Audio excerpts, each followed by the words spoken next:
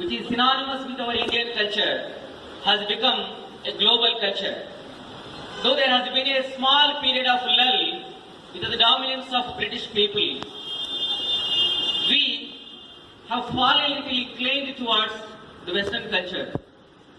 Though late but not least, our dynamic leader, Prime Minister Narendra Modi ji, when he addressed the UN General Assembly on the 27th September, he emphasized the importance of yoga to maintain the world health with peace. The UN General Assembly passed a resolution on 11th October. Do you know, out of 193 countries, 177 countries unanimously voted without any word to say the greatest victory for our country.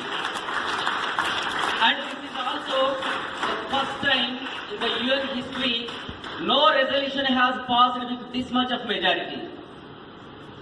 And this is a victory of our country, our culture, and Swami Vivekananda. Now we forced entire world to celebrate today as International Yoga Day. And the students should have a doubt, why only 21st of June? This is the longest day of the year in the northern hemisphere. We call it geographically summer solstice.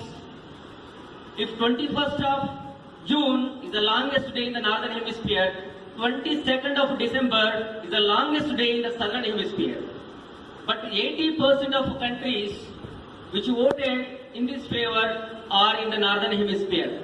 So students, please note, this is the longest day of the year and we are celebrating 21st June as the International Yoga Day.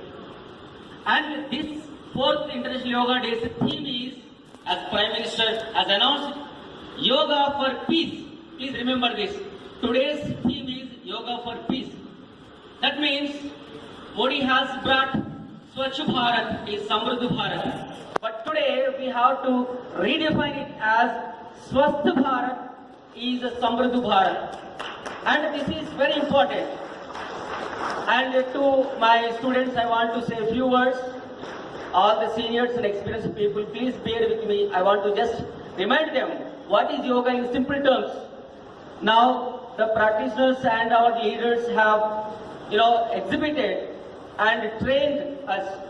In the words of Swami Vivekananda, he said, train your body, train your mind to drain your evils. That is possible only with yoga. And in the simple words, yoga is nothing but, breath control, simple meditation, adopting bodily postures in a specific manner. In these 3 terms, you can define yoga. I'll repeat.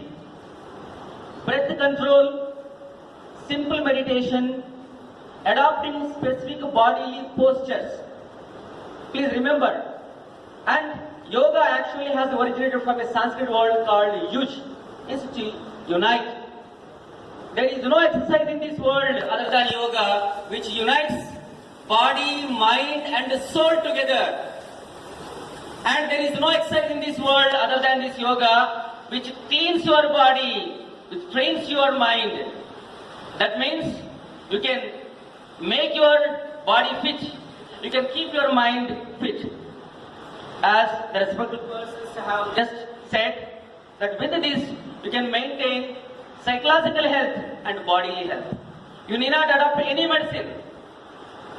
And few more words about Swami Vivekananda on this important day, because no Swami Vivekananda, no International Yoga Day today. Though our Prime Minister has made it possible, we have to go down to the roots. And children, you must adopt the spirit of Vivekananda every time. Many people were influenced by Swami Vivekananda, right from Aurobindo Ghosh to Anna Hazare. I'll tell you a few important persons. The nationalism, patriotism and freedom struggle were like hand in glove. Whether it was Aurobindo Ghosh, whether it was Tilak, Mahatma Gandhi, Nehru, the great persons like, Rabindranath Tagore, everybody were influenced in those days.